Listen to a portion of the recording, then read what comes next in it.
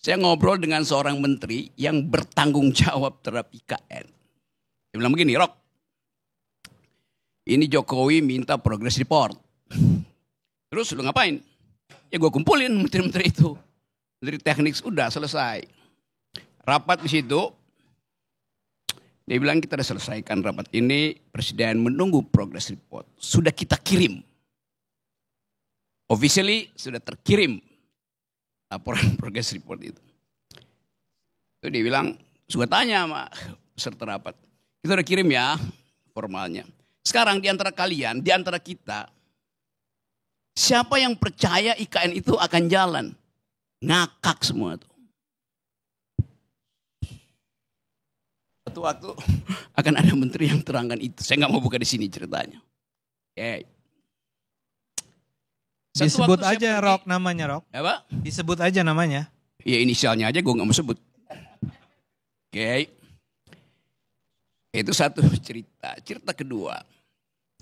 Saya pergi ke Luwuk. Masuk ke Poso, Danau Poso tuh. Karena mesti backup LSM pro lingkungan di situ. Oke. Datang pengusaha. Dia bilang, Pak Rocky, saya eksportir kerikil ke IKN. Dan kamu betul. Ya. Dari Poso itu. Ya Poso, Palu segala segitu. Pinggiran itu. Dan kamu betul. Dia berhasil. Berhasil rugi 20 miliar belum dibayar. Kerikil.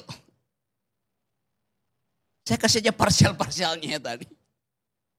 Beberapa waktu yang lalu saya pergi ke Taman Bunga Nasional di Malang. Batu Malang. Taman bunga yang bagus betul peninggalan Belanda. Kepala desa bilang begini ke saya. Kami mensuplai semua bunga ke IKN. Diambil dari Batu Malang rupanya. Bunganya bagus-bagus. Terus apa masalahnya Pak? Sampai sekarang kami nggak dibayar. Taman bunga itu, kebun bunga itu dimiliki oleh 15.000 rakyat dalam bentuk koperasi. Ditipu. Jadi kalau saya bertanya misalnya, IKN itu simbol apa sebetulnya? Satu-satunya simbol yang ada dalam sejarah manusia, ambisi yang kemudian berantakan adalah Babilonia Tower. Tower of Babel itu. Kita tahu di dalam cerita itu pertanyaannya, apakah menara Babilonia itu runtuh karena kedunguan? Dungu artinya tidak bisa lagi bercakap-cakap karena bahasanya diocak-acik oleh satu kekuatan. Atau dia runtuh karena ambisi itu. Runtuh karena kedunguan atau runtuh karena kepongahan. Saya akan balik ke situ lagi dulu ya. Saya balik lagi ke IKN tadi itu. Kenapa dari awal saya nggak percaya pada IKN? Karena kalian percayanya lain dengan cara Jokowi memandang IKN. Andrinov menerangkan bahwa demi rasionalitas spasial mesti ada IKN. Oh ya bagus. Ade Armando terangkan dengan versi yang lain tuh. Untuk keadilan jangan Jawa aja. Tapi Jokowi nggak lihat itu sebagai alasan dia. Dia lihat itu adalah menara Babel buat dia. Jadi Anda dikacaukan bahasanya oleh seseorang yang punya inspirasi lain tentang Babel, tentang IKN itu. Saya lanjut lagi ya cerita-cerita itu. Satu waktu saya tanya pada Pak JK itu, Pak JK, gimana ceritanya sih kok ada IKN? Kata Pak JK, dukun aja nggak bisa jawab. Tanya Pak JK, karena JK udah pernah ngomong ke saya. Satu waktu saya bercakap-cakap lagi dengan Sultan Hamengkubuwono yang kemudian pakai baju menolak bala. Dia nggak ngerti apa yang ada di situ selain cerita mistik. Jadi yang Anda sebut rasional itu bagi Jokowi bukan itu yang dia maksud. Artinya dia menunggangi kedunguan kalian. Ya ini begitu jadinya kan. Saya lanjutkan lagi, kenapa saya nggak percaya ya. Mulai dari soal mobil SMK itu. Ngapain? Lu tahu satu peristiwa yang dia udah bohong, lu masih terima lagi bohong lebih gede kan? Soal IKN coba. Sebelum soal SMK itu ada soal pemindahan. Waktu Pak Jokowi masih wali kota yang terus-menerus didampingi oleh Andrinov. Pemindahan pasar itu. Saya cerita lagi nih anak nih ngoceh-ngoceh di sini. Atau waktu saya kasih kuliah di UNS di 11 Maret. Saya lagi kasih kuliah, tiba-tiba masuk notes kecil. Bung, pakai Bung. Setelah kasih kuliah kita mau ngobrol ya. Itu Jokowi masih wali kota loh itu. Oke. Saya kasih kuliah, saya tanya mana yang mau ngomong. Mau bicara apa? Metodologi, teori? Bukan, kami bukan dosen. Saya pikir dosen. Ternyata beberapa pemuda itu diutus oleh seseorang, saya lupa namanya.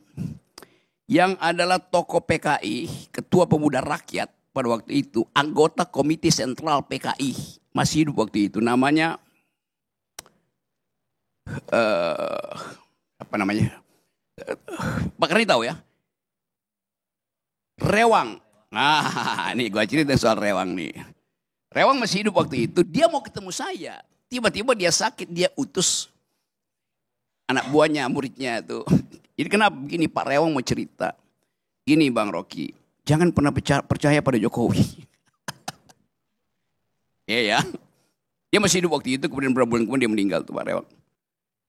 Karena saya ini pemimpin rakyat.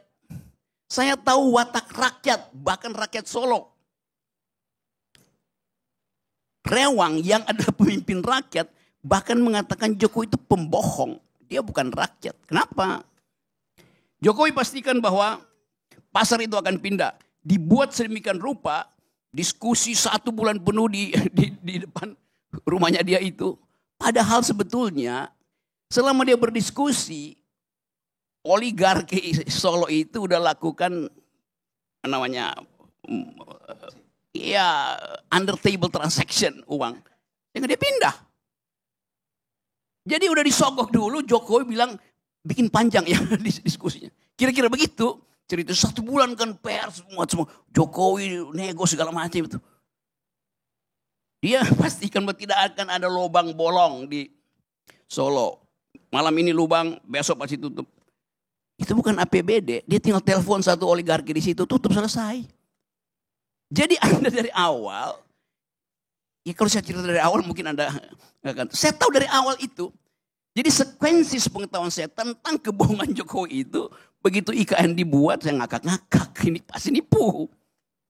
Tetapi begitulah, disirap kita untuk memuliakan seorang yang memang, ini Jokowi, dia tidak tahu bahwa selama 10 tahun banyak orang yang tahu bahwa dia tidak tahu. Karena nggak ada yang memberitahu bahwa dia tidak tahu. He is riding the tidal wave of stupidity. Your stupidity. Itu yang terjadi. Nah saya mau terangkan, saya nggak ada urusan dengan Pak Jokowi itu. Kalau dendam kagak. Kaisang ulang tahun, Kaisang kawin, keluarga Jokowi undang saya bahkan masuk VIP. Nggak perlu nunggu kayak Anies Baswedan nunggu di siang hari. Saya yang malam hari langsung lewat situ kan. Jadi saya nggak ada urusan dengan itu tuh. Jadi terus menurut saya mau baca itu, ini apa keadaan itu. Jadi kalau sekarang, ya memang yang kita mau bicara ini mau diapain tuh. Kalau soal kebohongan itu berseri kebohongannya. Apa yang baik dilakukan di situ? Bagus tadi usulan Dedi. Supaya dia konsisten, tulis surat pada Pak Prabowo, saya minta dengan sangat Pak Prabowo, tolonglah ada satu kamar khusus yang dibuat di situ. Walaupun anggarannya mungkin cuma 10 miliar atau 100 juta. Untuk anak saya supaya dia bisa menikmati legasi yang saya bayangkan itu. Apa yang bisa dilakukan oleh Gibran di situ? Jadikan istana itu sebagai sebagai tempat pangkalan LPG 3 kilogram. dijaga langsung oleh Gibran. Masalahnya Bung Rocky, kebanyakan kabupaten kota di sana tidak termasuk daerah konversi. Jadi malah mereka nggak nikmati tuh walaupun dari sana gasnya. Kita ingin supaya Prabowo bikin kepres yang khusus untuk menyenangkan Jokowi. Yunto anaknya itu. Kenapa begitu? Pak Gibran sendiri bilang ada masalah lapor wapres. Kan udah ada kota persoalan lapor wapres. Jadi coba kita lengkapkan kedunguan ini.